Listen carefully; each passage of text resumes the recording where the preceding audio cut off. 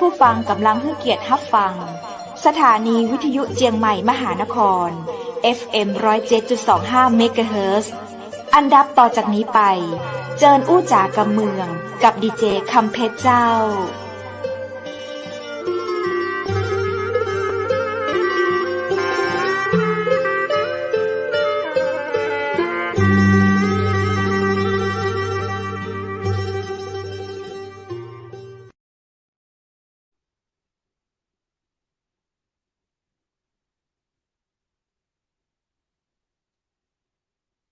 สวัสดีเจ้าสวัสดีคุณผู้ชมที่ฮักและกระเติงหาจับนักนะเจ้ายินดีต้อนรับเข้าสู่รายการอู้จากกำเมืองต่างเจียงใหม่มหานครแพร่ภาพออกอากาศจากอาคารวังสิงห์คำอำเภอเมืองจังหวัดเชียงใหม่เจ้าคุณผู้ชมและคุณผู้ฟังเจ้าปีกับปากับข้าเจ้าดีเจคำเพชรเช่นเคยนะเจ้าป้ากันในเวลาดีๆจะอี2 ทุ่มถึง3 ทุ่มเช่นเคยละเจ้าเอาเรื่องราวดีๆมาเล่าสู่กันฟังจะดีแค่ไหนนั้นนะเจ้าเปิ้นว่าอยู่ที่คนฮับสารตัวนะเจ้าเนาะเอาละแต่จะใดก็ตามนะเจ้ากู้วันพฤหัสและวันศุกร์นั้นต่างจังหวัดมหานครเราจะเป็นในบรรยากาศที่แบบสบายๆนะเจ้าอู้จากันสะเล่ากันไปนะเจ้ามีหยังก็มาเล่าสู่กันฟังเพราะตามโดยปกติแล้วนะเจ้าคุณผู้ชมก็จะได้ฟังเฮาอู้จากันมีสาระพ่องบ่มีสาระพ่องเพราะว่าเป็นในช่วงของดีเจอู้ไปเรื่อยคือได้สาระนักบ่นักตะใดก็อยู่ที่ผู้รับสารตัวผู้ทรงสารตัวแล้วเนาะเจ้าคุณผู้ชมและคุณผู้ฟังปากันในวันนี้ก็ตรงกับวันพฤหัสบดีวันพฤหัสบดีคนเมืองเปิ้นของวันพัดนะเจ้านำเสนอกำเมืองวันละกำพฤหัสบดีคนเมืองเหนือเปิ้นฮ้องว่าวันพัดนะเจ้าพัดไปพัดมาอันกะเข้าใจเหรอเปิ้นย่อมาจากคำว่าพฤหัสบดีก็ให้มันเหลือสั้นๆคำว่าวันพัดนะเจ้าวันพัดวันนี้ตรงกับวันที่20เดือนตุลาคม2565เจ้าเอาละ2 ทุ่มถึง3 ทุ่มเราก็มีเรื่องราวดีๆมาฝากมาอู้มาจากกันในวันพาร์ตี้ซาวเดือนตุลาคม2565นี้นอกจากข้าเจ้าดีเจคำเพชรมาอู้มาจากกับเมืองกับคุณผู้ชมแล้วนะเจ้าก็มีคนไทยจากจังหวัดกรุงเทพมหานครปุ้นนะจากเมืองฟ้าอมรจากเมืองหลวงของประเทศไทยเป็นบ่าวหล่อตัวยนะเจ้าเก่งก็เก่งหล่อก็หล่อวันนี้เปิ้นจะมาอู้มาจากกำไทยผสมกับเมืองกับข้าเจ้าดีเจคำเพชรนะเจ้าซึ่งวันนี้เราได้รับเกียรติจากนายทะเบียนและกรรมการบริหารพรรคไทยชนะนะเจ้าเป็นหนึ่งในพรรคการเมืองของคนไทยเฮานะเจ้าแล้วเปิ้นยังเป็นที่ปรึกษาประจำกรรมาธิการการคุ้มครองผู้บริโภคเป็นผู้ก่อตั้งสภา SME และอดีตรองเลขาธิการสภาวิสาหกิจขนาดกลางและขนาดย่อมไทยอาชีพที่ปรึกษาธุรกิจส่วนตัวใครที่มีปัญหาในเรื่องของธุรกิจส่วนตัวฟังนะเจ้ามีปัญหาอย่างก็ลองปรึกษาเปิ้นเนาะเจ้าวันนี้ข้าเจ้าดีเจคำเพชรก็ค่อยปรึกษาเปิ้นเหมือนกันนะก็เลยได้มีโอกาสนะเจ้าพร้อมๆกับคุณผู้ชมและคุณผู้ฟังเราจะมาอู้มาจ๋ากับคุณประสงค์แก้ววิจิตรหรือว่า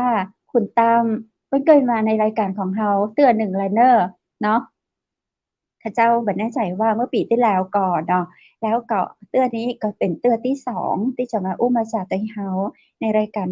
อู้จากกำเมืองต่างจังหวัดมหานคร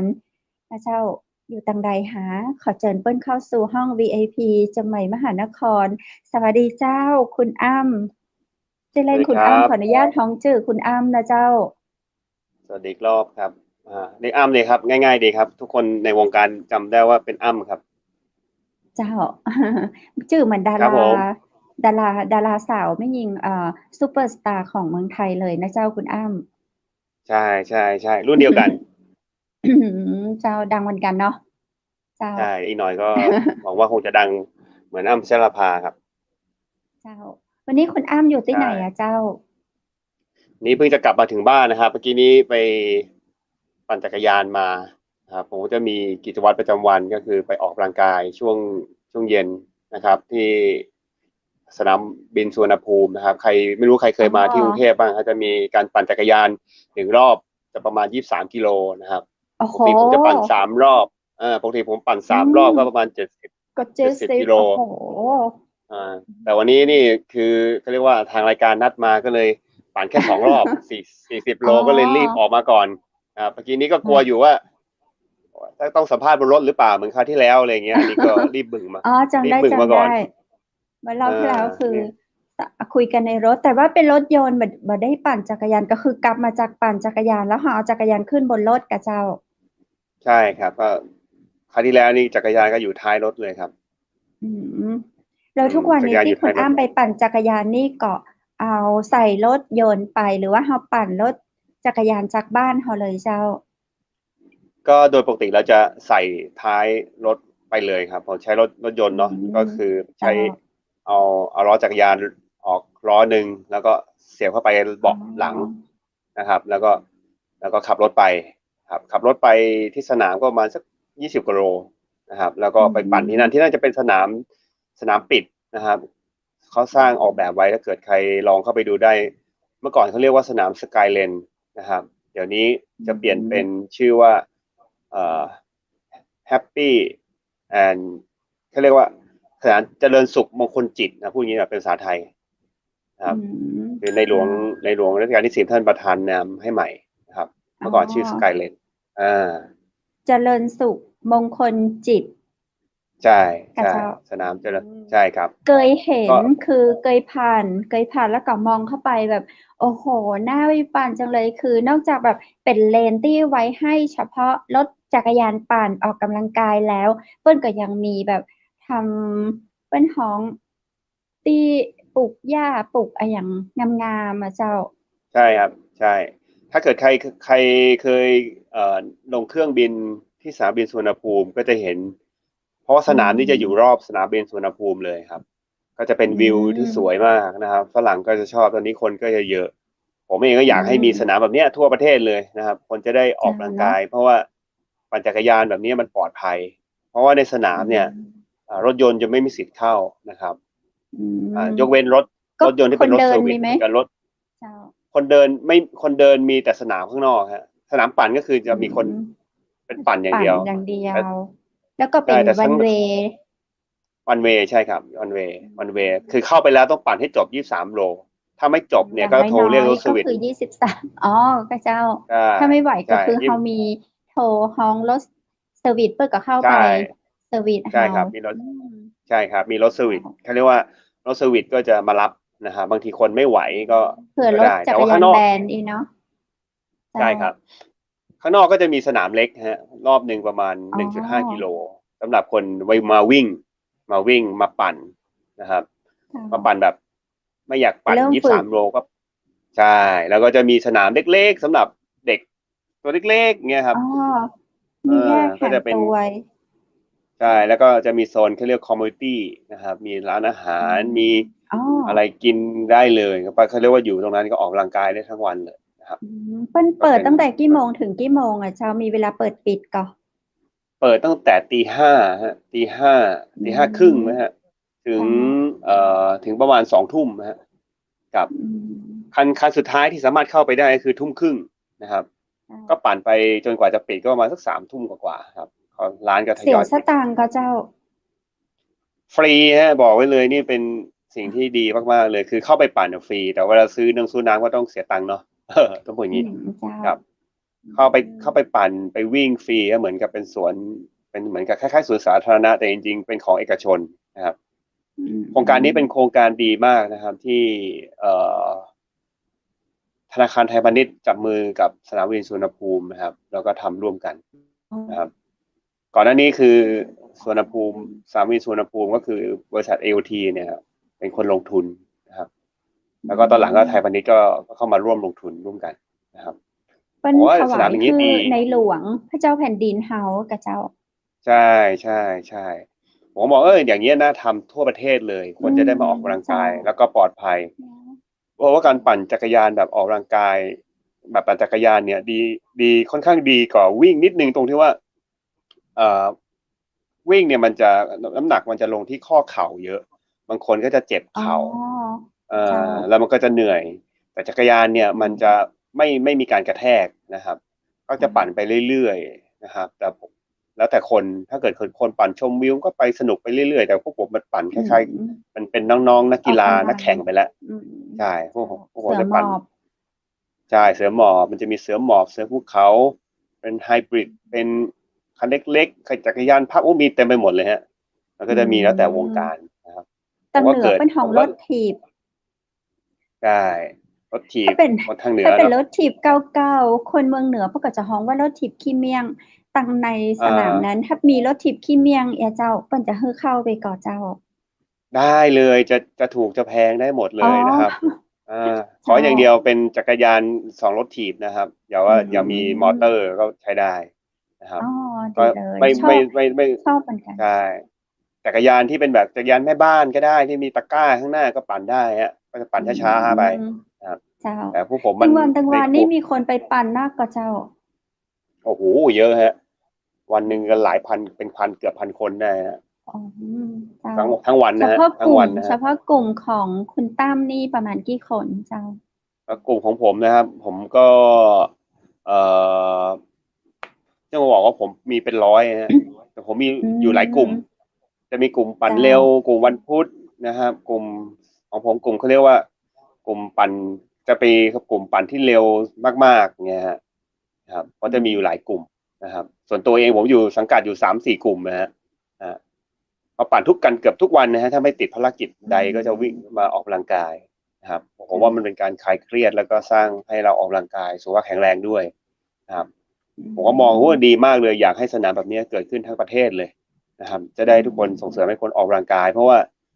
การที่คนจะไม่เจ็บไข้ได้ป่วยเนี่ยเมื่อก่อนผมว่าเป็นภูมิแพ้มากเลยนะเจ้าแล้มีวก็ภาพท่องก็เจ้ามีภาพที่คุณอ้ามไปปั่นไปมีเดี๋ยวต้องยังไงต้องส่งให้ได้ไหมหรือไงต้องส่งเข้าห้อง VIP ค่ะอ๋อส่งได้ไหมนะฮะต้องแต่ถ้าไม่ได้ก็ไม่ไม่เป็นไรก็คุยกันไป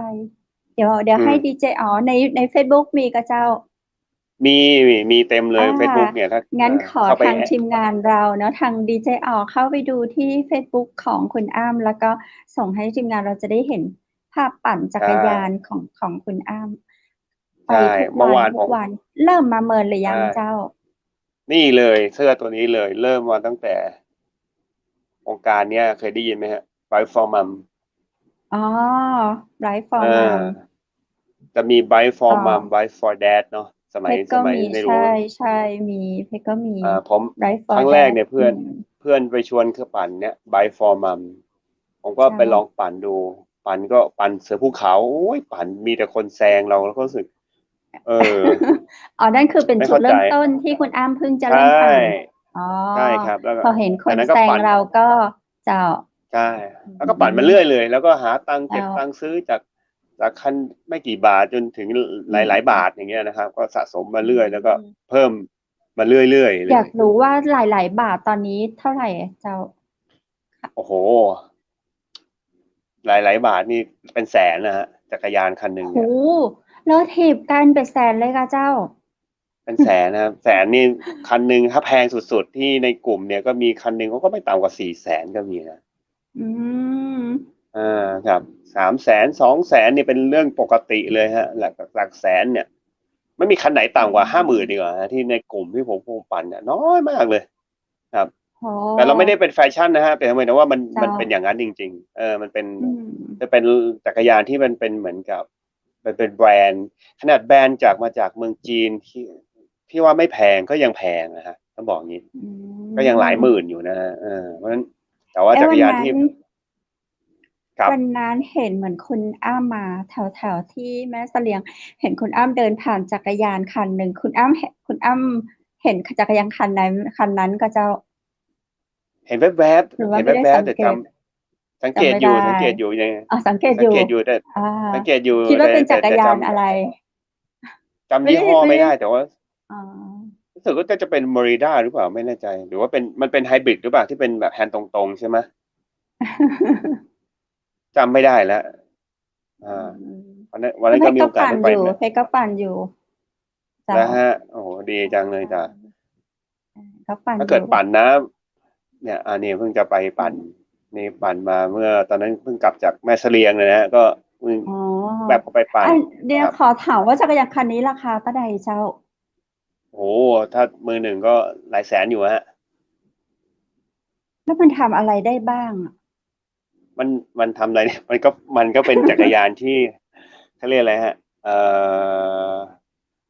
มันเบาอย่างนี้ดีกว่าอ่ะข้อที่หนึ่งคือคุณสมบัติคือมันเบานะครับเพราะมันเป็นคาร์บอนทั้งคันเลยนะครับแล้วก็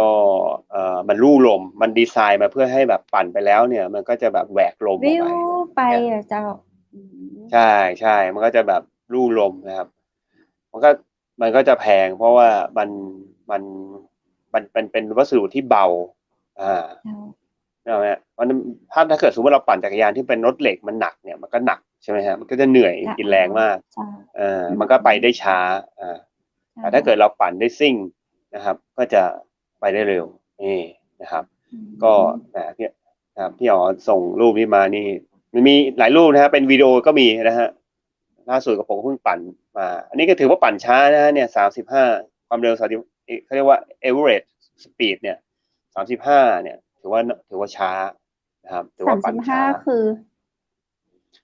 35นะฮะก็คือความเร็วเฉลี่ย70กิโลที่ผมต่อน่ะปั่นเนี่ยครับ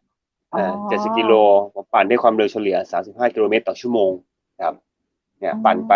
1 ชั่วโมงกว่าอย่างเมื่อวานอืนี้ก็มปั่นเอเวอเรสที่41กิโลเมตรต่อชั่วโมงเนี่ย70กิโลนะครับอืนี่ก็มจะเป็นเขาเรียกว่ารถเขาเรียกว่าเนี่ยครับเมื่อวานก็เพิ่งจะปั่นไปนะครับนี่เป็นกลุ่มเป็นอะไรอย่างเจ้าอันนี้เขาเรียกว่ากลุ่มลุงเปิ้ลกลุ่มปั่นจักรยานได้ไปครับออกกำลังกายด้วยกันกับเจ้า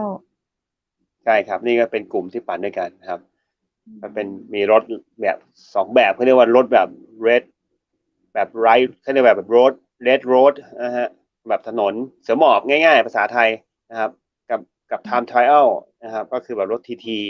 นะครับทีทีที่เป็นแบบคล้ายๆรถไตรกีฬาเคยได้ยินไหมฮะเนี่ยเจ้าคนที่อาจจะอ่าไม่อยู่วงการอาจจะสับสนนิดหน่อยนะครับเจ้าครับกลุ่มผมก็จะมีปั่นอืมนะครับนี่ถ้าจะมีโชว์คุณวิดีโอได้ก็โชว์คงจะปั่นกันเป็นคนก็มาต่อแถวขับยาวเป็นขบวนเกือบเกือบกิโลเลยฮะตามกันทีอย่างเงี้ยคอืรับ มเราปั่นในที่สนามปั่นที่สุวรรณภูมิแล้วเรามีแบบนอกไปกิจกรรมอะไรอย่างอื่นก็เจ้ามีครับมันก็มีงานแข่งนะครับอืมงานแข่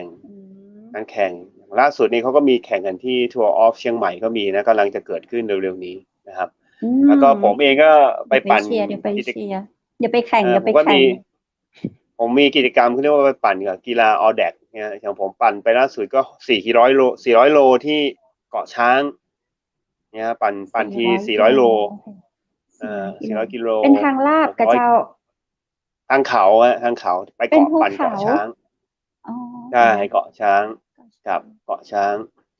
อย่างในรูปที่เห็นเนี่ยคือเป็นรถอีกแบบหนึ่งเขาเรียกว่ารถแบบ time trial นะครับนี่ก็จะเป็นแบบรถแบบ time trial หรือรถไตรกีฬาประมาณนี้ก็จะซิ่งกว่ารถคันเมื่อกี้นี้ที่เห็นนะครับก็จะเป็นอีกคุณสมบัติหนึ่งนะครับราคาก็ใกล้ๆเคียงกันครับ ในการปั่นแต่ละที่เนี่ยเราจะต้องใช้รถแบบแตกต่างกันแบบนี้เฉพาะแบบนี้กับเจ้าจะได้อะเจ้า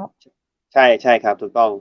คือถ้าเกิดเราปั่นทางราบมากๆเนี่ยก็จะเป็นรถอย่างที่ผมเห็นเนะครับนี่คือรถแบบนี้รถแบบในรูปเนี่ยเรียกว่าทำความเร็วไ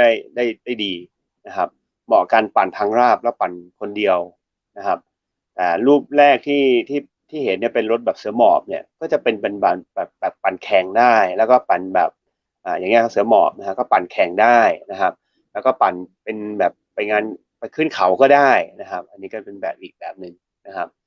เพราะว่ารถขึ้นเขาจะต้องเบาแล้วก็เป็นแบบมันจะมีหลายแบบเขาเรียกแบบแอโร่เขาเรียกว่าแบบรูลมแบบสายเขามันก็จะมีอย่างเงี้ยก็มีครับก็จะมีหลากหลายนะครับจะได้ความรู้จักรยานนะครับอืมใช่ก็ผมว่าดีเพราะว่าการออกกำลังกายปั่นจักรยานสำหรับผมเนี่ยมันไม่ได้มันมากกว่าการออกกำลังกายนะฮะคือผมว่ามันมีการมีสติมีสมาธิอยู่กับการกับตัวเองอยู่สติปัญญาเราต้องไวนะถ้าปั่นกลุ่มเนี่ย จะมาใจลอยไม่ได้เลยนะฮะเพราะว่าช่อืวงเวลาเสี้ยววิมนาทีเดียวที่หักหลบกันเนี่ยก็สามารถที่จะอืล้มมได้อุบัติเหตุอืมครับล้มเนี่ยคือไม่ต่ำกว่า200,000นะฮะในการที่จะเขาเรียกว่าดูแลร่างกายนะคอืรับเพราะมล้มทีเนี่ยส่วนใหญ่จะหักไหปลาร้าหักนะครับอือย่างในมรูปเนี่ยผมก็อยู่คันหน้านะฮะก็จะเป็นลักษณะแบบ time trial เนี่ยก็จะรูลมนะครับรูลมนะครับก็จะปั่นได้เร็วขึ้นอย่างเงี้ยครับ ข้างหลังก็จะขับ ตามกัน กา เป็น ร ขบวน ที่ ข เรา บวน มาปั่นจักรยาน แล้วเรามีความรู้ มีทักษะอย่างมื้อนี้ คือเราจะมีครูสอน หรือว่าเราเรียนรู้ด้วยตัวเองเราเจ้า? ส่วนมากแล้วก็จะเรียนรู้ด้วยตัวเองอะนะครับ เพราะว่า อื เรา ม ปั่นจักรยานเนี่ย มันก็คือทุกคนปั่นเป็นเนาะ พอปั่นเสร็จจ้เนี่ย ะ มันก็จะมีเทคนิคการฝึกซ้อม ทักษะ ที่ อื แตกต่างกัน ใช่ครับ มันอยู่ที่ว่าคน เราต้องดูเป้าหมายด้วย เหมือนคนเรามันมีเป้าหมายในการปั่นเนี่ยเพื่ออะไรนะครับ เพื่อความสุข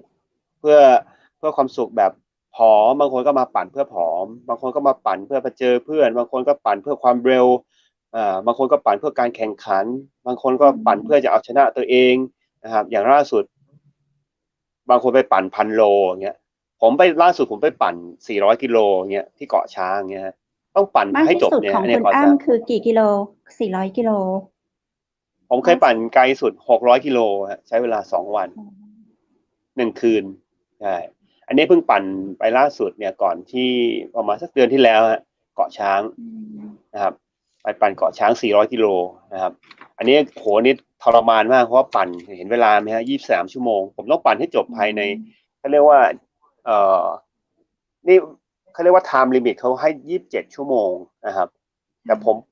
แต่เนี่ยมันคือปั่นไม่ได้เซฟเวลาจริง ๆ ถ้าผมจะปั่นใช้ประมาณ 26 ชั่วโมง ไม่ได้หลับไม่ได้นอนเลย บอกเลย ไปนอนอยู่หน้าเซเว่น นึกภาพผมไปนอนหน้าเซเว่นได้ไหมครับ? นอนกับพื้นเล เก้าย อะ อี้เหรอคะ? อ้อ นอนกับพื้น เขาให้นอนกะเจ้า? บางคนก็เข้าไปนอนในเซเว่นเลยนะครับ ประมาณ 02:00 03:00 04:00 เนี่ย ผมนอนมีเก้าอี้ว่างปุ๊บนอนเลย ปุ๊บนอน 10 นาทีตื่นแล้วก็ไปต่อ อย่างเงี้ยครับ ครับ อืม เราก็นอนกันอย่างนั้นเลยครับ ก็นักปั่นก็ ถ้าคนเป็นสายนักปั่นนี่ อย่างที่เห็นนี่ก็อีกคันหนึ่งนะครับ ก็จะเป็นรถแบบอีกแบบหนึ่ง ผมก็จะมีจักรยานอยู่ 3 คัน ก็แล้วแต่ ออกทริปก็อย่างหนึ่ง ปั่นในสนามก็อย่างหนึ่ง อย่างเงี้ยครับ จ้ะ ตอนแรกก็ วัตถุประสงค์แรกคืออยากปั่นให้ผอมอะนะครับ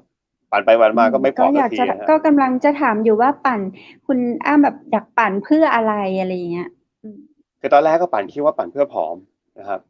อ้าว นะครั แบ ล้ว เพื่อ ผอมไหม? จะให้ผอม แต่ปั่นไปปั่นมาไม่ผอมนะ กินเยอะกว่าเดิมอีกครับ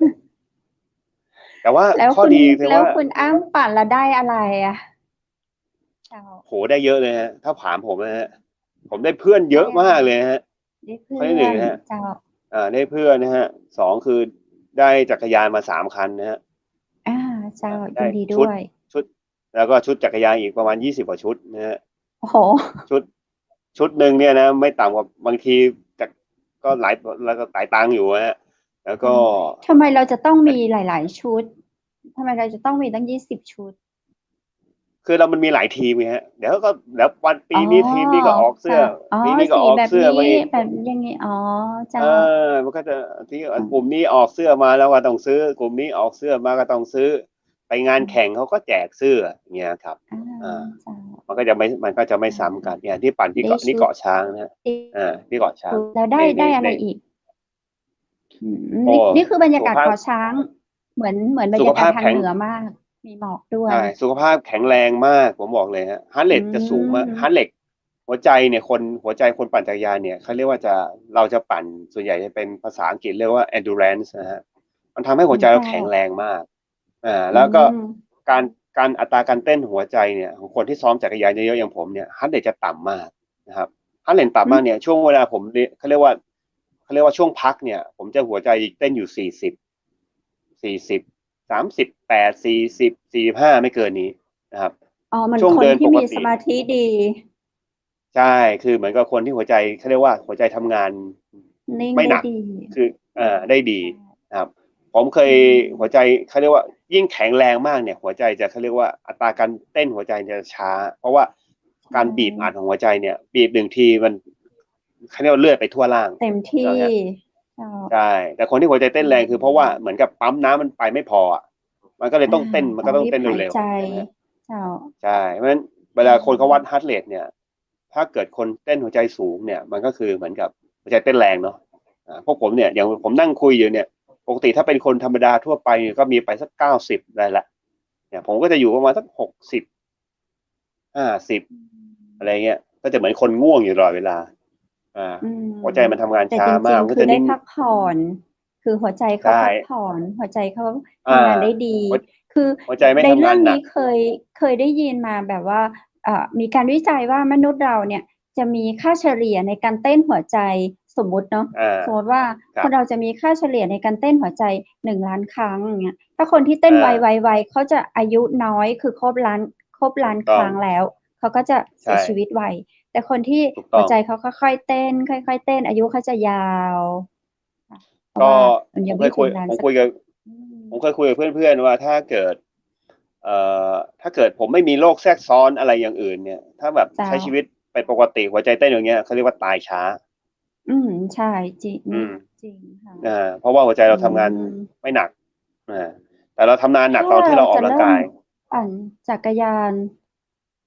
ครับตอนไหนถึงจะดีที่สุดกับการเริ่มปั่นคือผมว่ามันแล้วแต่ไลฟ์สไตล์แต่ละคนไม่สายเกินไปอ่าอ่าเจ้าทำยังไงก็ได้ให้เราออกไปปั่นนี่สำคัญสุดอืมแล้วผู้ควรจะสูงอายุเราจะไม่ควรอายุโอ้โหเกินเท่าใดนะปั่นจักรยานปั่นได้หมดเลยนะฮะ ได้หมดผมยังในเลยเนาะอืมได้หมดเลยเพียงแต่ว่าอ๋อการปั่นจักรยานเนี่ยที่บอกว่ามันอันตรายเนี่ยเพราะว่าพวกผมปั่นเร็วถ้าเกิดศูนย์มีรูปนะจะเห็นรองเท้าที่มีเนี่ยรองเท้ามันจะดีไซน์มาเฉพาะเลยคือว่ามันเป็นรองเท้าแบบใช้คลิปล็อกนะครับมันเป็นล็อกกับบันไดอืมแต่ถ้าเจ้าเกิดเราสมมติเราปั่นจักรยานทั่วไปเราก็ใช้รองเท้าผ้าใบธรรมดาแล้วก็ถีบถูกไหมฮะอ่า เจ้าแต่ว่าอย่างพวกผมเนี่ยก็จะเป็นเขาเรียกว่ารองเท้าหรือเป็นนักแข่งเนี่ยก็จะคลิปไปกับล็อกไปกับจักรยานทีนี้อืเวลาปั่นไปมเร็วๆเนี่ยบางทีมันล้มเนี่ยมันล้มทั้งจักรยานเลยเพราะอืว่าขามันมเขาเรียกว่าภาษาไปล็อกขามันยันไม่ทันขามันอืม มันปลดล็อกไม่ทันมันยันไม่ทันก็ทำให้ล้มแล้วคือก็กระดูมันเหมือนลู่กหักลมเราฟิวไปอย่างเงี้ยก็เจ้าใช่ใช่ทำให้แต่ว่ามันถ้าสมมติเราสามารถใช่แต่ถ้าเกิดเราใส่รองเท้าผ้าใบธรรมดาเนี่ยเวลาเราจะล้มปุ๊บขาเราจะยันทันถูกไหมครับชุบมันก็จะไม่ล้อ่ามถูกไหมฮะเจ้าอันนี้มันก็จะปอืมลอดภัยเพราะฉะนั้นมันจะปลอดภัยมากสำหรับคนที่เป็นผู้สูงอายุอย่างพ่อผมอายุอื77ก็ปั่นมนะครับคนอ้าว90ก็ปั่นเพราะโอ้โหพวกนี้เขาจะคุณพ่อปั่นช้า77ก็ไปๆปั่นอ๋ออ่าอืมใช่ก็พอปั่นช้าเนี่ยหัวใจก็เหมือนกับได้ทำงานร่างกายมนุษย์นี่มันแปลกนะผมบอกเลยว่าถ้าเราไม่ออกกำลังกายเนี่ยกล้ามเนื้อมันจะฝ่อไปเรื่อยๆมันอืจะไม่มแข็งแรงเจ้านะครับมันเหมือนถ้าเราอยากให้ร่างกายแข็งแรงเราต้องออกกำลังกายเป็นเรื่องแปลกถูกไหมฮะอือ่ามคือเราไม่ใช่ถ้าเราอยู่นั่งนานๆขาเราจะรีบมันไม่มีกำลังมันอืแปลกมเจ้านะแล้วมันแต่ว่าเคมันตรงกันยได้ยินข้ามกับจิตเจ้าใช่เคยได้ยินใช่ไหมใช่แต่มันที่เขาบอกว่าแต่มันจิตใจต้องการความนิ่งแต่ร่างกายอ่ต้องการความา เคลื่อนไหวเจ้าใช่เพราะฉะนั้นมันตรงกันข้ามกับจิต ถ้าอยากให้อืจิตแข็งแรงม เนี่ยต้องนั่งสมาธิ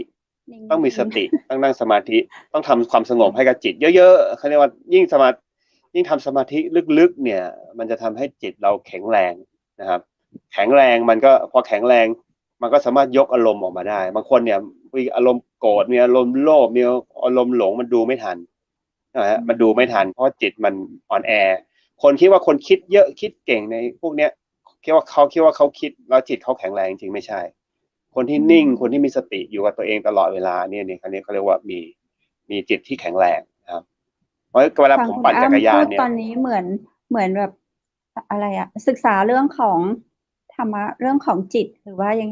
ไงเรื่องจิตหรือเรื่องธรรมะใช่โอ้โหผมปฏิบัติเหมือนมีความทำเองเข้าใจก็มันอืมคือบางคนจักรยานเนี่ยงงแล้วก็เรียนอะผมเนี่ย รู้เองปฏิบัติธรรมแล้วก็ปฏิบัติเองใช่ปั่นจักรยานผมเนี่ยบางคนก็มองผมเนี่ยบอกผมใช้เวลาปั่นจักรยานในการเจริญสติผมด้วยผมมีเวลาปั่นเนี่ยผมก็ใช้สติอยู่กับวงรอบขาที่มันวิ่งไปอยู่กับรอบข้างมีสติกับอยู่กับลมหายใจอยู่กับฮาร์ทเรทอยู่กับตัวเองนะครับอยู่กับความคิดอยู่กับตัวเองอยู่ตลอดเวลาเหมือนกับผมเจริญเวลามันมีเวทนามาผมก็เห็นเวทนาดูว่าเราจะทนได้มากน้อยแค่ไหนเราชนะไม่ได้มากน้อยแค่ไหนเราก็ฝึกของเราเหมือนกันนะครับ ก็จะเป็นอุบายผมในการที่หาเรื่องออกกำลังกายด้วยนะครับไปเจอเพื่อนๆด้วยได้ออกกำลังกายด้วยได้รีแลกซ์ด้วยได้ให้ร่างกายแข็งแรงด้วยผมว่าประโยชน์มันก็เยอะมากนะครับโหได้เพราะว่าเยอะจริงๆอืใช่มเพราะว่าผมก็เป็นคนที่ adapt เนี่ยส่วนปฏิบัติธรรมเนี่ยเมื่อกี้ถามก็คือว่าผมมันเหมือนกับไม่รู้ฮะมันชอบปฏิบัติธรรมมาตั้งแต่เด็กๆเลยปฏิบัติเองอ่ะตั้งแต่7-8 ขวบยังคือพ่อยังไงผมเนี่ยจะได้อ่ะเจ้าคือพ่อผมนี่ก็เป็นคนที่พาไปไหว้พระตั้งแต่เด็กๆเนาะเข้าวัดก็ไปไหว้พระทำบุญ อย่างเงี้ยครับ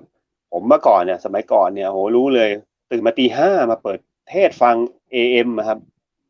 มีใครเป็นอย่างผมบ้างไม่รู้ ตั้งแต่เด็กๆเลยอ่านหนังสือจบหลวงพ่อปานวัดบางนมโคเนี่ยประวัติท่านเนี่ยผมอ่านจบเป็นเล่มมันเล่มหนาตั้งแต่สมัยเด็กๆเลยอ่ะแล้วก็พออ่านกรรมฐานเนี่ยเราก็รู้สึกว่าเราก็ศึกษายุบหนอพองหนอสัมมาอรหังพุทโธธัมโมสังโฆอะไรที่เขาว่าดีผมทำหมดเลย ผมลองเองหมดเลย เปิดตำราเองวันนั้นไม่มีครูบาอาจารย์แล้วก็เปิดมาฟังเทศตอนเช้ามืดอะไรเงี้ยสมัยเด็กๆเนาะก็ก็ก็รู้มาระดับหนึ่งนะครับจากนั้นก็มีช่วงหนึ่งปฏิบัติจนเขาเรียกว่ารู้สึกเริ่มกลัวนะครับถ้าพูดกันแบบงงๆหน่อยนะก็ไม่ต้องเชื่อผมนะครับคือนั่งสมาธิแล้วรู้สึกว่าตัวเองมันลอยขึ้นรู้สึกว่าลอยได้รู้สึกว่าลอยพอลอยปุ๊บเราก็ตกใจพอตกใจมันก็ล่วงลงมาพอล่วงมาเสร็จเราก็หยุดเลยก็เลยไม่กล้าอีกคุณอ้ำเป็นเหมือนเคสเข้าใจเลยเพราะเคยเป็นเหมือนกันเพราะเราไม่มีครูบาอาจารย์เนาะแล้วก็ไม่กล้าเพราะว่าเรากลัวว่าเราจะเข้าร่างเราไม่ได้เราก็ไม่รู้อะไรเลยตอนนั้นใช่ก็เลยกลัวพอเล่าให้คนอื่นฟังคนที่เขามีมาทางสายนี้เขาก็จะบอกเราว่าน่าเสียดายที่เราปฏิเสธในสิ่งที่เรากำลังไปได้ในจุดหนึ่งแล้วอะไรอย่างนี้ใช่แต่นั้นก็ไม่เป็นไรมันก็ผมก็เรียกว่าก็ใช้ชีวิตโลกไปก็หลงโลกไปอยู่สักจนจบเป็นช่วงวัยรุ่นพอช่วงวัยรุ่นเนี่ยช่วงที่ใช้เรียกว่าช่วงที่ทำทีสิทธิ์ปริญญาโทนะครับผมเรียนจบปริญญาตรีเสร็จผมก็ต่อปริญญาโทเลยนะครับเรียนจบปริญญาตรีเนี่ยอายุ20นะครับแล้วก็ปริญญาโทเนี่ย23นะครับช่วงที่ทำทีสิทธิ์ปริญญาโทเนี่ยมันช่วงเก็บข้อมูลเนี่ยผมก็บวชดีกว่าเพราะว่ามันว่างก็บวชให้แม่ดีกว่ากะว่าบวชแค่เดือนนึงก่อนเข้าพรรษาอะไรเงี้ยครับก็อยากหาที่บวชอยู่นะครับก็เลยไปบวชได้มีโอกาสโชคดีได้ไปบวชวัดบวรเนี่ยนะครับเพราะว่าผมเองเกิด3ตุลาคมโชคดีบังเอิญตรงกับสมเด็จพระสังฆราชองค์ก่อนนั้นองค์ก่อนก็เลยสงสัยก็เลยได้ไปบวชวัดบวรครับก็บวชเสร็จก็ศึกออกมาเสร็จก็ไปเจอเพื่อนที่บวชด้วยกันเนี่ยแล้วก็มีโอกาสได้ไปปฏิบัติธรรมต่อในวัดป่าครับแล้วก็เรียนจบมาเนี่ยก็แปลกนะฮะคนอื่นเขาก็มุ่งกับหาเงินนะฮะเพื่อนผมนี่ก็ทำธุรกิจทำนู่นทำนี่หาเงินหาทองนะฮะผมก็หาเงินหาทองเหมือนกันนะทำงานเสร็จเสาร์อาทิตย์ก็ว่างไปอยู่วัดก็ไปอยู่วัดป่าเข้าอยู่วัดป่าใส่หลวงพ่อชาหลวงปู่มั่นหลวงตามหาบัวอย่างเงี้ยครับผมก็จะเคารพหลวงปู่มั่นหลวงตามหาบัวใส่วัดป่าทุกองค์นะครับก็ปฏิบัติธรรมก็เข้าไปอยู่ในป่าครับก็ปฏิบัติธรรมอย่างเงี้ยนะครับเข้ารับใช้ครูบาอาจารย์บ้างถ้าเราย่อก็ปฏิบัติธรรมอยู่6 ปีกว่าก็รู้สิ่งที่พระองค์ท่านสอนแล้วว่านิพพานมีจริงเนาะการที่ประพฤติปฏิบัติและการที่เราไม่ต้องมาเวียนว่ายตายเกิดมันทำได้จริงนะครับและทุกวันนี้ที่เราอยู่จริงเราก็หลงอยู่ในวัฏฏะสงสารจริงนะครับเราต้องหาวิธีทางหลุดออกมันโอเคเราเข้าใจมันแล้วเราก็จะรู้ว่าเราก็จะสุดท้ายเราก็จะดำเนินชีวิตแบบที่เราเข้าใจแล้วในสิ่งที่พระองค์ท่านสอนคือชาตินี้ผมเกิดมาผมก็คุ้มแหละว่าผมว่าผมตายได้ตลอดเวลาพูดอย่างนี้ดีกว่าว่าตายได้ตลอดเวลาคือไม่สงสัยในสิ่งที่พระองค์ท่านสอนอีกแล้วนะครับว่าการหยุดการเวียนว่ายตายเกิดมันทำได้จริงนะครับมันถ้าปฏิบัติตรงตามที่พระองค์ท่านสอนเนี่ยโดยเจริญด้วยมรรคมีองค์8เนี่ยก็สามารถที่จะบรรลุทำได้แล้วก็สามารถที่จะหยุดการเวียนว่ายตายเกิดได้ทำได้จริงประมาณนี้ตกลงวันนี้เราชั่วโมงศาสนาเนาะจากปั่นจักรยานไปศาสนานะผมก็ไปได้ทุกเรื่องนะคุยได้อู้ไปเรื่อยเจ้าสบายเจ้าแต่ผมเป็นคนที่ชอบให้ถามถ้าถามมันจะตอบได้ดีนะครับว่าถามแล้วจะตอบธรรมะก็ถามได้ใครคุยกับผมได้นานเนี่ยก็คือคนที่คุยธรรมะซะส่วนใหญ่บางคนก็สงสัยอะไรธรรมะผมก็จะเป็นประเภทที่หาคำอธิบายให้เขาจนเข้าใจได้นะครับเหมือนก็มีความเข้าใจว่าตัวเองก็คงเขาเรียกว่าปฏิบัติมาหลายชาติแล้วนะพูดอย่างนี้นะฮะคงไม่ได้มาทำชาตินี้ชาติแรกนะฮะแล้วก็เป็นพื้นฐานที่เราเข้าใจแล้วก็เราก็รู้ว่าชีวิตเราเกิดมามีภารกิจอะไรนะครับว่าต้องมาทำอะไร ก็พอเข้าใจแล้วว่าเราจะดำเนินชีวิตของเรายังไงในเส้นทางของคนนักปฏิบัติธรรมเนี่ยมันคือการพ้นทุกข์ทางใจต้องพูดอย่างนี้คนหลายคนคิดว่าโอ้มันต้องร่ำรวยล้นฟ้ามันต้องมีนู่นมีนี่มีนั่นมันเข้าใจผิดหมดเลยนะครับคิดว่าทำนี่แล้วมันจะได้อันนู้นทำอันนู้นมันจะได้อันนี้ไม่ใช่เลยฮะวิบากกรรมแต่ละคนที่ทำมาเนี่ยยังไงก็ต้องเสวยกรรมที่ตัวเองเคยทำแต่มันพ้นทุกข์ได้ทางใจถ้าพูดอย่างนี้เข้าใจไหมสมมติเราเกิดเหตุการณ์ทุกข์ถ้าให้ไปเข้าใจ ภัยพิบั ใน ติ สิ่งที่คุณอ้ำพูดก็ประมาณว่า ถ้าเรามีน้อยเราจะมีความสุขทางใจมาก แต่ถ้าเรามี คือจะ สิน ใช่ ถ้าเรามีของภายนอกเขาเรียกว่าอะไรอะของทางโลกเยอะ ก็จะทำให้ ครับ เราทุกข์เยอะ ถ้าเรามี คือ น้ อย่าง อ นี้ ย ดีกว่า นะคะ อย่าง เรา นี้ ก็ นะ จะทุ พู ก ด ข์ อย่างนี้ น้อ นะ ยเจ้า พูดอย่างนี้ดีกว่าว่าเอ่อถ้าคนเข้าถึงธรรมแล้วเนี่ย มีมากก็ไม่ทุกข์มีน้อยก็ไม่ทุกข์ ก็ไม่ทุกข์เจ้า มันไม่ใช่ว่าคนเข้าปฏิบัติธรรมแล้วจะจนทุกคนก็ไม่ใช่อีก รวยก็ได้ แต่คุณก็ไม่ได้ยึดติดอะไรกับสิ่งที่คุณรวยใช่ไหมฮะจนก็ได้ แต่คุณก็ไม่ยึดติดในสิ่งที่คุณจน เพราะฉะนั้นต่อให้เกิดทุกข์ภัยพิบัติอะไรเกิดขึ้นทางกายก็ดี หรือสิ่งที่เกิดขึ้นทางใจ ถ้าคนเข้าถึงธรรมในระดับขั้นที่แบบหลุดพ้นแล้วเนี่ย จะไม่มีความทุกข์ทางใจใด ๆ เกิดขึ้นอีกนะครับยกตัวอย่างนะฮะบางคนบอกโอ้เป็นพระอรหันต์แล้วมันต้องบริบูรณ์สมบูรณ์พูนสุข ไม่รู้ใครเคยได้ยินตามประวัติ มีพระอรหันต์องค์หนึ่งฮะบิณฑบาตไม่เคยได้ข้าวเลยฮะไม่เคยได้ข้าวเลยไม่ได้ฉันเลยเพราะเหมือนกับอดีตท่านไม่ได้ค่อยทำทานไว้อย่างเงี้ยเพราะฉะนั้นแต่ว่าถามว่าท่านทุกข์ใจท่านไม่ทุกข์นะเพราะท่านไม่ทุกข์อีกแล้วจิตฉันคือแบบฉันคนใส่บิณฑบาตน้อยมากอะไรเงี้ยแทบจะไม่ได้ฉันแต่น้ำอะไรเงี้ยนะครับเพราะฉะนั้นเราต้องรู้ก่อนว่าสิ่งที่พระองค์ท่านสอนเนี่ยท่านสอนให้เราพ้นทุกข์ทางใจ แล้วก็ท่านสอนให้เราออกจากวัฏสงสารนะครับ สอนให้เราไม่ต้องกลับมาเวียนว่ายตายเกิดในวัฏนี้อีกนะฮะนี่สิ่งที่เป็นหัวใจของศาสนาพุทธนะฮะคนมองว่าโอ้โหต้องไปทำแล้วรวยทำแล้วสวยมันก็คนละเรื่องสวยยังไงก็ไม่พ้นต้องกลับมาเวียนว่ายตายเกิดนะครับเหมือนใครรวยยังไงก็หนีไม่พ้นเขาเรียกว่าเกิดแก่เจ็บตายก็คือเป็นแต่ว่าคนเนี่ยมักจะอยากเห็นคิดว่าความรวยมันสุขสบายกายแต่จริงๆหารู้ไหมจริงๆสุขกายและสุขใจใครเป็นคนบอกคนลืมไปหมดเลยฮะใจครับใครเป็นคนบอกว่าขามันบอกแล้วว่าสบายเวลานั่งเก้าอี้แพงๆขามันบอกหรือว่าก้นมันบอกหรือว่านั่งเก้าอี้ตัวละแสนก้นมันไม่เคยบอกเลยฮะมันมีแต่จิตที่มันบอกตัวเราเองเสมอฮะเราก็ไปตีค่ามันแพงมันถูกอย่างจักรยานนะผมปั่นได้หมดนะฮะไม่ว่าถูกหรือแพงเพราะมันขายแพงเพราะมันขายแพงถ้ามันขายถูกผมก็ซื้อพอดีมันขายแพงผมก็เลยช่วยไม่ได้จริงก็ต้องซื้อเพราะถ้าปั่นจักรยานหนักๆผมก็ปั่นได้เพียงแต่ว่าแต่มันปั่นกลุ่มกับเพื่อนเพื่อนมันปั่นเร็วถ้าเราใช้จักรยานหนักเราก็ไปกับเขาไม่ได้อย่างเงี้ยมันก็เลยต้องซื้อเขาเรียกเหมือนซื้อเครื่องทุนแรงประมาณนี้เนี่ยธรรมะเนี่ยอะไรที่เรามีความสุขแล้วก็ทำจะถูกหรือจะแพงก็ไม่ได้เป็นมูลค่าในเรื่องของมันสรุปว่าเราจะมีความสุขมากสุขน้อยมันเป็นสมมุติโลกเรื่องมูลค่าเนี่ยมันเราตีค่ามันเองนะฮะนั้นความสุขจริงๆเนี่ยความสุขมันก็จริงๆไม่ทุกข์ก็สุขแล้วฮะจริงมนุษย์คนเรานะแต่ว่าในทาง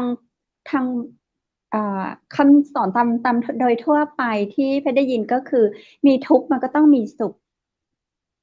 คือมันเป็นของคู่กันไม่ทุกข์ก็สุขแล้วแต่ถ้ามองแต่ถ้ามองเผินๆเนี่ยพระองค์ท่านบอกว่าย่อท่านบอกว่าขันธ์5เป็นทุกข์นะรูปเวทนาสัญญาสังขารวิญญาณเป็นทุกข์นะท่านไม่ได้บอกมันสุขเลยนะฮะเพราะฉะนั้นเพียงแต่ว่ามันมีแค่เรียกว่าเราทำสิ่งใดสิ่งหนึ่งแล้วมันเรามีความอยากเนาะสมมติเราอยากกินเขาเรียกว่าชานมไข่มุกใช่ไหมเรามีความอยากเรามีความทุกข์ก่อนแล้วเราก็ดับทุกข์โดยการที่ไปซื้อชานมไข่มุกมาแล้วก็กินพอกินแล้วมันหวานถูกลิ้นถูกใจเราก็กินเข้าไปแล้วก็สบายใจมีความสุขจ จริงๆมันพ้นทุกข์ไปแล้วนะมันไม่ทุกข์เพราะว่าเราสมความอยากแล้วมันมีความพอใจเกิดขึ้นเพราะมันหายอยากไงไม่ได้ว่า แต่ถ้าเราไม่ได้กินเราก็ยังทุกข์แล้วถ้าเราไม่จริงเราก็เรียกว่าเรามีตัณหานำเงี้ยมันถ้าตัณหาถ้ามันไม่สนองด้วยตัณหามันก็ดับไม่ได้ถูกไหมฮะมันก็เลยยังมีคนเราพอมันเกิดความพอใจมันก็คิดว่าสุขนะฮะว่าความพอเราเขาเรียกว่าประสบกับสิ่งที่มันไม่พอใจแล้วก็เราก็เรียกว่ามันทุกข์ใจแล้วสุดท้ายเราก็เราเกิดจากเขาเรียกว่า3อย่างใช่ไหมฮะ1กามตัณหาภาวะตัณหาวิภาวะตัณหาใช่ไหมฮะความอยากมีอยากเป็นอยากได้ความไม่อยากมีไม่อยากเป็นไม่อยากได้แล้วก็การติดในรูปรสกลิ่นสัมผัสใช่ไหมคือตัณหาเราอยากไงเราอยากกินพอได้กินมันก็หายอยากตัณหาก็พาเราไปใช่ไหมเราก็ดับทุกข์ด้วยกันไปกินมันใช่ไหมแล้วถ้ามองเผินๆจริงๆแล้วสำหรับผมก็คือแค่ไม่ทุกข์มันก็สุขแล้วนะฮะแล้วถ้าเราลดความอยากเราลดลงเรื่อยๆเรื่อยๆเนี่ยมันก็จะเริ่มสุขขึ้นมาทีนิดความสุขทางโลกความสุขทางธรรมก็ต่างกันนะฮะทางธรรมมันคืออย่างที่พี่ไก่พูดนะครับว่ายิ่งมีมากมันก็ยิ่งทุกข์นะไปดูนะฮะคนมีบ้านอย่างหลังใหญ่โอ้โหต้องมีคนใช้ทำความสะอาดนะฮะหลังเล็กๆก็ทำน้อยหน่อยอะไรเงี้ยครับว่าเราก็อยากมีบ้านหลังใหญ่ไม่รู้เหมือนกันนะฮะผมก็อันนี้แล้วแต่คนก็ไม่ว่ากันนะครับความสุขแต่ละคนก็ต้องแสวงหาเอาครับแต่ว่าสิ่งที่พระองค์ท่านสอนที่ประเสริฐที่สุดก็คือการที่จะให้เราหลุดพ้นไม่ต้องมาวันเวียนว่ายตายเกิดนะฮะสำคัญสุดนะครับสำหรับผมนะครับงั้นผมเองก็เขาเรียกว่าเรียนรู้แล้วเข้าใจแล้วก็ทุกวันนี้ก็ประพฤติปฏิบัติอยู่ตลอดเวลานะครับจนกว่าจะเขาเรียกว่าสิ้นลมหายใจนั่นเองครับภารกิจทางโลกก็ทำไปหาเงินเลี้ยงธาตุขันธ์ก็หาไปครับก็ทำไปนะครับทำไปแบบก็เป็นเขาเรียกว่าเป็นธรรมดานะครับก็มีสุขบ้างเครียดบ้างนะครับเป็นเรื่องปกติครับมีคำถามผมก็จะคุยได้เรื่อยๆครับอาจารย์แล้วในส่วนของคุณตั้มที่ศึกษาเรื่องของธรรมะนี้ครับคุณตั้มคุณอ้ำครับครับคุณอ้ำเรียกผิดเดี๋ยวครั้งหน้าปรับ20 บาทนะฮะค่ะขอโทษค่ะค่ะเมื่อกี้จะถามว่าอะไรนะธรรมะกับการดำรงชีวิตของคุณอ้ำนี้คุณอ้ำมีธรรมะอะไรที่แบบง่ายๆที่คนฟังแล้วแบบสามารถเอาไปปฏิบัติตัวเองได้แบบในชีวิตประจำวันแนะนำเจ้าคือสำหรับผมเนี่ยทุกอย่างมันต้องมีทุกคนต้องมีเขาเรียกว่ามีเป้าหมายในการที่จะปฏิบัติทำอะไรก็ตามนะพวกนี้นะคนที่อยากจะศึกษาธรรมะเนี่ยก็ต้องเรียนรู้อีกเพราะว่าธรรมะมีหลายระดับมีระดับคฤหัสถธรรมนะครับระดับปุถุชนที่ยังอยากอยู่ในวัฏสงสารนะครับมันมีหลายระดับพูดงี้ดีกว่าสูงสุดแล้วเนี่ยพระองค์ท่านก็สอนให้คนเขาเรียกว่าถือพรหมจรรย์พวกนี้ก็คือถือบวชถือพรหมจรรย์ก็คือเป็นพระเนาะถือศีล8ถือ227เพื่ออะไรฮะเพื่อให้หลุดออกจากกามคุณที่มันจะไม่ต้องมากลับเวียนว่ายตายเกิดอีกนะฮะทีนี้ศีล8พูดง่ายๆศีล8ง่ายๆคนบอกโหมันยากทำไม่ได้มันยังไม่อยากหลุดพ้นท่านบอกถ้ายังไม่อยากหลุดพ้นไม่อยากยังแบบเวียนว่ายตายเกิดอยู่ก็งั้นรักษาศีล5ก็แล้วกันพอรักษาศีล5เนี่ย1คือมันปิดเขาเรียกว่าปิดความเดือดร้อนว่าเกิดกับเราถูกไหมฮะถ้าเราไม่ไปฆ่าใครเราไม่เอากายไปทำร้ายใครก็ไม่ต้องระแวงว่าใครจะมาฆ่าเราหรือใครมาทำร้ายเรานึกออกไหมฮะถ้าเราไม่เอาร่างกายเราไปลักทรัพย์หรือไปขโมยใครเราก็ไม่ต้องกลัวตำรวจมาจับหรือเขามาทำร้ายเราถ้าเราไม่ประพฤติผิดในกามก็ไม่ต้องกลัวพ่อแม่ใครเขาเอาปืนมายิงเราถูกไหมฮะเราไม่โกหกใครเราก็ไม่ต้องระแวงว่าใครจะมาโกหกเราแล้วถ้าเราไม่กินเหล้าจนขาดสติเมาไม้ที่ไปทำผิดศีล5นะครับมันก็จะทำให้เราครองสติได้อย่างเรียกดีไม่ต้องไปเบียดเบียนใครนะครับเพราะฉะนั้นหลักการง่ายคือเรา ง่ายๆมีศีลคือ ห้าเราก็มีศีลห้าเป็นพื้นฐาน เจ้า มีศีลห้าเป็นพื้นฐานเนี่ยเพราะศีลเป็นศีลรองศีลเป็นเครื่องหมายของคนดี คนมีศีลก็คือเป็นพื้นฐานของคนดี แต่ถ้าเกิดวันหนึ่งเราเผลอพลาดทำผิดศีลไปไม่เป็นไรเราก็เรียกว่าตั้งใจใหม่ได้ตลอดเวลา อะไรมันผ่านไปแล้วก็ผ่านไปคือหลักการของศีลห้าคือการไม่เบียดเบียนตัวเองแล้วก็ไม่เบียดคนอื่นใช่ไหมฮะเพราะฉะนั้นแค่ศีลห้าก็อยู่ได้นะครับเราก็ไม่เบียดเบียนคนอื่น เราไม่ไปด่าว่าใครใช่ไหมฮะเราก็ไม่ต้องกังวลใจใดๆนะครับ เราไม่แค่นี้เราก็อยู่แบบเขาเรียกว่าอยู่ในพุทธองค์ก็สอนว่าถ้างั้นยังออกไม่ได้ก็อยู่ในศีลห้าไปก่อนนะก็เป็นพื้นฐานเพราะฉะนั้นถ้าใครอยากแอดวานซ์ขึ้นไปอีกก็เขาเรียกว่าก็ฝึกสวดมนต์นั่งสมาธิทำให้จิตสงบมากขึ้นใช่ไหมพอจิตสงบปุ๊บเนี่ยเราจะเห็นความสงบที่มันเหนือขึ้นไปอีกชั้นหนึ่งคือง่ายๆศีลห้าก็เหมือนกับเรากินข้าวแบบธรรมดานะสมมติยังไงดีเหมือนกินก๋วยเตี๋ยวชามละอะไรก็สักอย่างหนึ่งรู้สึกว่าก็อร่อยดีแต่การสุขในสมาธิเนี่ยมันเหมือนกับอีกจานหนึ่งที่เราไม่เคยกินอ่ะถ้าเราได้กินไปนะเรารู้สึกโอ้โหเราไม่อยากกินในจานแรกเลยเพราะสุขในสมาธิเนี่ยมันสูงกว่าแล้วมันละเอียดกว่าสุขในจานแรกใช่ไหมฮะพุทธองค์ท่านก็เหมือนกันช่วงแรกท่านก็เป็นสามัญชนธรรมดาถูกไหมฮะก็เป็นเจ้าชายสิทธัตถะก็จะเสวยกามคุณมีเมียมีลูกมีอะไรทรัพย์สมบัติเต็มไปหมดเลยท่านก็กินของท่านจนรู้สึกว่าก็เบื่อแล้ววันหนึ่งท่านก็มากินในรูปแบบการไปออกบวชเป็นดาบทนะเป็นฤาษีก็อยู่ในสมาธิมีความสุขท่านก็ไม่กลับไปกินในกามคุณอันแรกแล้วถูกไหมฮะท่านก็ติดอยู่ในสุขรสของสมาธิรสในของฤาษีชีพายของนักบวชแต่ท่านก็รู้ว่าไอ้การที่สองเนี่ยมันก็มันยังไม่อร่อยเต็มที่อ่ะจนสุดท้ายท่านหลุดจากวัฏฏะสงสารไปเป็นพระอริยเจ้าเป็นพระอรหันต์เป็นสัมมาสัมพุทธเจ้าเนี่ยท่านก็ไม่กลับไปกิน2 จานที่เหลือเลยเพราะว่า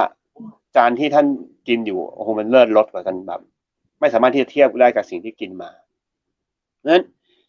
มีศีลเป็นพื้นฐานมีสมาธิเป็นท่ามกลางแล้วก็มีปัญญาเป็นที่สุดในการที่จะทำให้ตัวเองหลุดพ้นออกจากวัฏสงสารนี่สิ่งที่สำคัญนะครับเพราะฉะนั้นก่อนที่จะขึ้นไปสู่ขั้นสูงได้มันก็ต้องมีพื้นฐานที่ดีก่อนก็คือการมีศีลห้าเป็นพื้นฐานถ้าเรามีพื้นฐานเหล่านี้ได้แล้วเนี่ยเราจะสามารถไปเป็นพรหมได้ค่ะเจ้าเป็นพรหมก็ต้องมีเขาเรียกว่ามีการเป็นพรหมบนโลกเนี่ยมีหลายแบบเนาะคือคนที่มีพรหมวิหาร4ก็เป็นพรหมเขาเรียกว่าจิตเป็นพรหมได้มีเมตตากรุณามุทิตาอุเบกขานะครับหรือเป็นฤาษี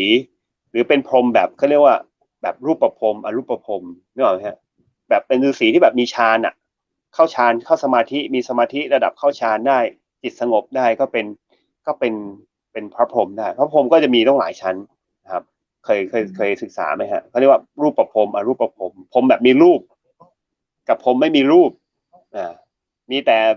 แต่ตาให้เฉยอ่ะไม่มีหาร่างไม่เจอก็มีเขาเรียกว่าอรูปพรหมเนี่ยครับถ้าอย่างเป็นมนุษย์อย่างเราเนี่ยเราจะสามารถแบบสัมผัสในความเป็นพรหมได้ก็เจ้าสัมผัสในความเป็นพรหมได้ด้วยเขาเรียกว่าสองอย่างคือมีจิตเหมือนเรามีจิตเป็นพรหมอย่างเงี้ยจิตเป็นพรหมก็เรียกว่าท่านเขาเรียกว่าจิตเป็นแบบเขาเรียกว่าสวยแบบพรหมวิหาร4ถูกไหมฮะถ้าเรามีจิตที่มีเมตตากรุณามุทิตาอุเบกขาแล้วก็เป็นพรหมแบบหนึ่งนะครับแต่ถ้าเกิดเราเข้าฌานนั่งสมาธินานๆจิตอยู่ในสมาธิอยู่ในฌานนานๆก็เป็นพรหมแบบหนึ่งนะครับเราก็สัมผัสได้นะครับพวกนี้จะอยู่เขาเรียกว่าเป็นทิพย์นะครับสวยเป็นทิพย์เราก็จะสามารถสัมผัสได้ด้วยการเขาเรียกว่าเหมือนเราเข้าฌานเปิดตาทิพย์ไหมอิ่มทิพย์ส่วนใหญ่พวกนี้อิ่มทิพย์อยู่แล้วฮะบางเทวดาบางชั้นเขาก็เสกเอาก็ได้ฮะพวกนี้เขาไม่ต้องกินอย่างเราฮะเขาไม่ต้องกินแต่ในความที่เราเป็นมนุษย์เนี่ยเราจะสามารถไปถึงตรงจุดนั้นได้ก็จะคิดว่าอ้ำคิดว่าได้เลยฮะได้เลยฮะไปถึงจุดนั้นได้ค่ะได้ฮะคือส่วนใหญ่แล้วเนี่ยเราต้องเป็นก่อนที่เราจะตายถึงจะได้งั้นอยู่นะฮะมันเขาเรียกว่ายังไงดีวะผมอธิบายง่ายๆเหมือนกับคือจิตเมตตากรุณามุทิตาอุเบกขาเนี่ยเราจะต้องแน่นเต็มที่มาจากพื้นฐานที่มีศีลสมาธิปัญญามาก่อนใช่มันเป็นระดับของความละเอียดของจิตเข้าไปทีละนิดพอเรามีความพื้นฐานของการให้ทานถูกไหมการให้ทานก็คือรู้จักเสียสละแล้วถูกไหมเรารักษาศีลมันก็คือการเราเสียสละที่เราจะไม่เบียดเบียนคนอื่นถูกไหมฮะ การมีพรหมวิหารสี่เราก็มีเมตตาคนอื่นถูกไหมฮะเมตตาช่วยเหลือคนอื่นมีกรุณาถูกไหมฮะถ้าเขาได้ดีเราก็มุทิตาถ้าเขาเขาเรียกว่าเขาไม่ยอมรับในสิ่งที่เราเมตตากรุณาเราก็อุเบกขาต้องอุเบกขาให้เป็นเหมือนเราอยากจะช่วยเขาแล้วเขาสอนเขาแล้วบอกเขาแล้วเตือนเขาแล้วเขาไม่เชื่อก็อุเบกขาปล่อยวางไปอย่างเงี้ยครับก็เป็นสเต็ปของจิตนะครับจิตเนี่ยใน31ภพภูมิของมันของวัฏฏะเนี่ยถ้าใครศึกษาเนี่ยเห็นว่าระดับจิตของพรหมระดับจิตของเทวดาเช่นดาวดึงส์เนี่ยจะต้องทำอะไรมาทำบุญเลยมาจะต้องมีคุณสมบัติยังไงถึงคุณถึงจะ qualify เข้าไปอยู่ในสวรรค์ชั้นนั้นได้ผมยกตัวอย่างง่ายๆเหมือนพี่ไก่อยากสอบเข้าจุฬารัฐศาสตร์ก็ต้อง qualify ถูกไหมก็ต้องสอบให้ผ่านคุณสมบัติของเขาเหมือนกันนะฮะเทวดาชั้นที่1ชั้นที่2ชั้นที่3เขาก็มีคุณสมบัติของเขาเหมือนกันถ้าเราศึกษาให้ดีสมมติเราอยากอยู่ชั้นดาวดึงส์เราก็ทำคุณสมบัติให้เราตรงกับสวรรค์ชั้นที่ดาวดึงส์แล้วเราก็เป็นก่อนที่จะตายนะฮะต้อง qualify ก่อนนะฮะเสร็จพอตายปุ๊บเนี่ยเขาก็เราก็ไปยื่นบัตรเลยว่าเนี่ยเราคุณสมบัติครบเรียบร้อยแต่เป็นมนุษย์แล้วเขาบอกโอเคเข้ามานะครับหลักการก็เป็นอย่างนี้เพราะฉะนั้นเป็นต้องเป็นก่อนที่จะตายก่อนตายเนี่ยจิตคนบรรลุจิตก่อนตายก็มีนะฮะแต่ว่าส่วนใหญ่เขาก็จะบรรลุก่อนแล้วก็เขาเรียกว่าเมนเทนไว้เขาเรียกว่าเหยียบ2ขาเขาเรียกว่าโคตรภูตญาณเรียกว่าเหยียบก่อนที่เป็นเขาเรียกว่าฝั่งหนึ่งเหยียบธรรมไว้ฝั่งหนึ่งเหยียบฝั่งของโลกไว้แล้วก็ก่อนที่จะตายก็ดีดไปเลยครับดีดซ้ายขวาเลือกเอาเหมือนเราเหยียบ2แคมฮะไปเรื่อยๆเหยียบไป2ขาอย่างเงี้ยวันนี้เราก็เป็นอย่างนี้นะเพราะเราอยู่ทั้งโลกทั้งธรรมอยู่คนเดียวก็ไปอยู่กับคุยกับมนุษย์ก็ไปอยู่ฝั่งธรรมไอ้ฝั่งมนุษย์ก็อยู่ทางโลกไปอยู่คนเดียวก็ไปอยู่ทางธรรมนะครับครูบาอาจารย์เขาอย่างนี้เหมือนกันนะที่บรรลุแล้วเขาเรียกว่าทรงไว้แล้วก็สงเคราะห์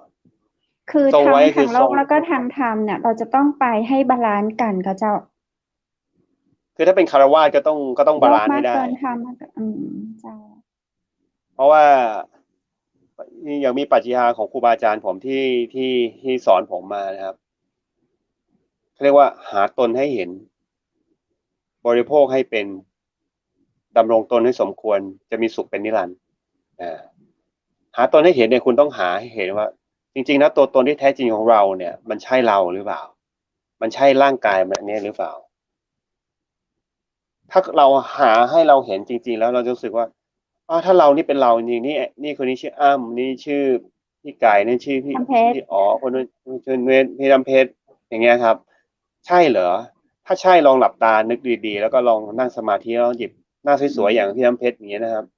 ลองเรียกว่าควักลูกตามาวางนะครับกรีดคิ้วมาวางกรีดหนันมาวางแหวกอกหยิบบอร์ดเสียงที่เอามาวางเต็มไปหมดเลยคำถามคือพี่น้ำเพชรอยู่ไหนแล้วพี่น้ำเพชรเป็นพี่น้ำเพชรคนนี้ถ้าเป็นพี่น้ำเพชรแล้วที่วางอยู่ใครแล้วเวลาพี่น้ำเพชรตายทำไมไม่เอาไปด้วยทำไมเป็นนอนอยู่ในโรงแล้วก็ให้เขาเอาไปเผาอย่างเงี้ยฮะนั่นเป็นเรื่องนี่จริงเป็นเรื่องที่เราเห็นได้แต่เพียงแต่ว่ากิเลสเราบังจิตของเราไว้นี่จริงๆวิทยาศาสตร์เขาก็พยายามพิสูจน์นะใครเคยได้มีความรู้นะครับผมอธิบายร่างมนุษย์เนี่ยจุดที่เล็กที่สุดก็เป็นพวกโมเลกุลเนาะพวกเคยได้ยินจุดที่เล็กที่สุดของวัตถุหนึ่งเป็นโมเลกุลเนี่ยจะมีอะตอมในอะตอมนี่ประกอบด้วยอะไรฮะนิวเคลียสโปรตอนอิเล็กตรอนถูกไหมฮะแสดงว่าพี่น้ำเพชรเรียนวิทยาศาสตร์มาจุดที่เล็กที่สุดมันคือจุดที่เป็นอิเล็กตรอนเนี่ยวิทยาศาสตร์เนี่ยเขาก็ลองซูมเข้าไปในไอ้จุดที่เล็กที่สุดเนี่ยในอิเล็กตรอนเนี่ยซูมเข้าไปเลยซูมเข้าไปปรากฏว่าวิทยาศาสตร์ตกใจมากเลยฮะซูมเข้าไปเสร็จปรากฏว่าภายในอะตอมจุดที่เล็กที่สุดของในวัตถุ1ชิ้นเนี่ยกลายเป็นอากาศว่างเปล่าไม่มีอะไรเลยมันหมายความว่าไอ้สิ่งที่เราที่ว่าเรามีเนี่ยเรามีดินน้ำลมไฟเนี่ยแต่ในวัตถุของที่มันเล็กที่สุดไปแล้วซูมเข้าไปที่สุดมันเป็นอากาศธาตุไม่มีอะไรเลยเห็นไหม แล้วเราก็ไปยึดติดนะโอ้ยเราต้องสวยเราต้องเป็นอย่างนี้อย่างนี้อย่างนั้นแล้วเราก็เพราะว่าเราหลงไงทุกวันนี้ก็หลงผมก็หลงอยู่นะต้องบอกอย่างนี้ก็หลงลืมแล้วก็หลงบ้างไม่หลงบ้างนะพูดอย่างนี้บางทีก็ไม่หลงบางทีก็หลงเพราะฉะนั้นผู้ที่ไม่หลงแล้วคือพระอรหันต์พวกนี้ครับ แต่วันนี้เราได้ฟังคุณอ้ำแบบเราก็เป็นการเตือนสติตัวเองได้นักขนาดแล้วเจ้าเนาะเพราะว่าจะเป็นในเรื่องของการดูแลร่างกายของเราเหมือนกับไปปั่นจักรยานแล้วก็ดูแลในส่วนของทางโลกวันนี้เราก็ได้ทั้งทางโลกแล้วก็ทางธรรมครึ่งชั่วโมงหลังนะคุณอ้ำก็นำเรื่องของธรรมะมาฝากเนาะในชีวิตของคนเฮาก็คือถ้าเขาเป็นคฤหัสถ์เขาก็คือมันบาลานซ์กันไปทั้งทางโลกดูแลร่างกายให้ดีทั้งทางจิตใจก็ให้ทนุบำรุงจากธรรมะที่เรามีพัฒนาไปให้ควบคู่ชีวิตเราก็น่าจะมีความสุขวันนี้ถึงช่วงสุดท้ายของรายการแล้วเจ้าคุณอ้ำเดี๋ยวโอกาสหน้าเฮามาอู้จ่าในการแหมเนาะวันนี้เป็นครั้งที่2ของคุณอ้ำเชื่อว่าครั้งที่3คุณอ้ำจะต้องมีเรื่องราวและสาระดีๆมาฝากคุณผู้ชมต่างจังหวัดมหานครแหมวันนี้คุณอ้ำอยากฝากถึงคุณผู้ชมเพิ่มเติมเจิญเจ้าครับก็ฝากข้อความสั้นๆนิดเดียวคือว่ามันมีข้อมูลอันหนึ่งเพื่อนผมเคยบอกผมเขามีนิมิตฝันถึงหลวงตามหาบัวนะครับคำถามเพื่อนผมเป็นเด็กนักเรียนนอกนะถามในฝันเป็นภาษาอังกฤษว่าจะทำยังไงถึงจะออกจากวัฏสงสารได้นะฮะหลวงตามหาบัวในนิมิตน่ะท่านตอบกลับมาว่าอยู่ที่เราตัดสินใจนะครับนะถ้าเราจะเป็นอะไรเราจะทำอะไรก็อยู่ที่เราตัดสินใจนะครับถ้าเราจะออกวัฏฏะจากโลกนี้เราก็ต้องปฏิบัติธรรมตามที่พระองค์ท่านสอนวันนี้มีครูบาอาจารย์ที่เป็นพระอรหันต์เนาะก็ปฏิบัติตามท่านยังไงก็เราก็หยุดการเวียนว่ายตายเกิดแน่ถ้าเราอยากเป็นคนรวยเราก็ไปหาคนรวยถามว่าเขาทำยังไงให้รวยนะครับถ้าเราอยากเป็นคนดีเราก็หาคนดีเราอยากหาคนแบบไหนเราก็ไปลองศึกษาเราก็ตัดสินใจที่ตัวเราเองนะฮะก็เบื้องต้นก็ฝากไว้เท่านี้นะครับมีอะไรก็โอกาสข้างหน้าคุยกันใหม่นะครับได้หมดเลยนะครับจะธรรมะเศรษฐกิจการเมืองสังคมได้หมดเลยครับก็ฝากพี่น้ำเพชรไว้นะครับยินดีครับผมเช่นกันเจ้าวันนี้ต้องขอบคุณคุณอ้ำจัดนักนะเจ้าสวัสดีเจ้าครับสวัสดีครับคุณผู้ชมเจ้าวันนี้ได้ตึงทางโลกทางธรรมเนาะขอบคุณคุณอ้ำคุณประสงค์แก้ววิจิตรจัดนักนะเจ้านำสาระดีๆนะเจ้ามาอุมาจาวันนี้เนาะได้ข้อคิดได้มุมมองในเรื่องของการดำรงชีวิตของคนเฮาในช่วงดีเจอู้ไปเรื่อยวันพฤหัสบดีนี้นะเจ้าเนาะก็ฝากกันไว้นะว่าการเป็นคฤหัสถ์หรือว่ามนุษย์ธรรมดาโดยทั่วไปของเฮาเนาะก็คือมีทั้งดูแลเรื่องของการออกกำลังกายทำอย่างก็ได้ในที่ร่างกายของเฮาชอบบ่ว่าจะเป็นขี่รถถีบนะเจ้าหรือว่าจะเป็นการวิ่งการเดินเล่นกีฬาอย่างก็ได้นะเจ้าหรือว่าการทำงานก็รู้จักที่จะเอกเซอร์ไซส์ดูแลสุขภาพร่างกายตัวอย่างที่คุณอ้ำบอกไว้ตะกี้นะเนาะว่าร่างกายของคนเฮาเนาะจะต้องการความเคลื่อนไหวเพื่อจะได้มีความแข็งแรงขึ้นจิตใจเฮาต้องการความนิ่งนั่งสมาธิพร้อมปฏิบัติธรรมพร้อมนะเจ้าเนาะข้าเจ้าก็เหมือนกันนะพยายามที่จะศึกษาเนาะในเรื่องของธรรมะดีหมดนะเจ้าจะเป็นการมีศีลมีธรรมนะเจ้าขันธ์5เนาะหรือว่าจะเป็นในเรื่องของพรหมวิหาร4มีความเมตตากรุณามุทิตาอุเบกขาก็ฝากกันไว้นะเจ้าคุณผู้ชมวันนี้หมดเวลาแล้วขอบคุณพระอาจารย์รัตนยาโนจากพุทธอุทยานสวนบูรณรักธรรมตำบลแม่แลมอำเภอแม่ริมจังหวัดเชียงใหม่นะเจ้าคุณผู้ชมท่านใดอยากเรียนสมาธิติดต่อได้นะเจ้าและวันนี้ขอบคุณมานาไฟเบอร์นะเจ้าพุงยุบไทยง่ายลำไส้สะอาดหน้าท้องแบนมานาไฟเบอร์สติ๊กยืนนึ่งปรับสมดุลระบบขับถ่ายในซองเดียวปลอดภัยล้ำนะเจ้ากลิ่นล้ำก็คืออร่อยเนาะสอบถามได้ที่0654236107วันนี้ขอบคุณแสงประเสริฐโภชนาบริการอาหารโต๊ะจีนสากลโต๊ะจีนสากลนะเจ้าบริการทั่วไทยระดับ5ดาวโทรจองถามได้ที่0904658589วันนี้ขอบคุณโรงแรมและเสลียงเวียงงามนะเจ้าสำรองจองห้องพักได้ที่0536214444ขอบคุณน้ำผึ้งแท้น้ำผึ้งตราสารวินน้ำผึ้งจากธรรมชาติ 100% เจ้าขอบคุณผ้าพิธีกรหญิงจากร้านผ้าพื้นเมืองชุดไทยใหญ่ท่านใดสนใจสอบถามได้ที่0987739789 และวันนี้ข้าเจ้าดีเจคำเพชรทีมงานเชียงใหม่มหานครขอขอบคุณคุณผู้ชมทุกคนทุกท่านนะเจ้าอย่าลืมกดไลค์กดแชร์กดติดตามเป็นกำลังใจให้กับทีมงานตัวพรุ่งนี้เราจะปิกอัปปากันแหมนะเจ้าสำหรับวันนี้ขอให้คุณผู้ชมทุกคนโชคดีมีความสุขขอให้นอนหลับฝันดีราตรีสวัสดิ์เจ้า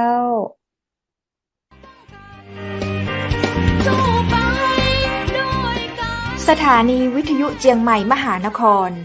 107.25 เมกะเฮิรตซ์ ขอแสดงความห่วงใยและเป็นกำลังใจให้ทุกท่านในช่วงการระบาดของโรคโควิด -19 ในครั้งนี้ เพื่อลดความเสี่ยงควรสวมหน้ากากอนามัยทุกครั้งล้างมือเป็นประจำขอให้อยู่ที่บ้านให้นักที่สุดด้วยความปรารถนาดีจากหมู่เฮาเจ้าเจียงใหม่มหานครสนับสนุนโดยกาแฟโกแมคคอฟฟี่และโรงแรมแม่เสรียงเวียงงามโทร 053-621-444 และ 081-595-2883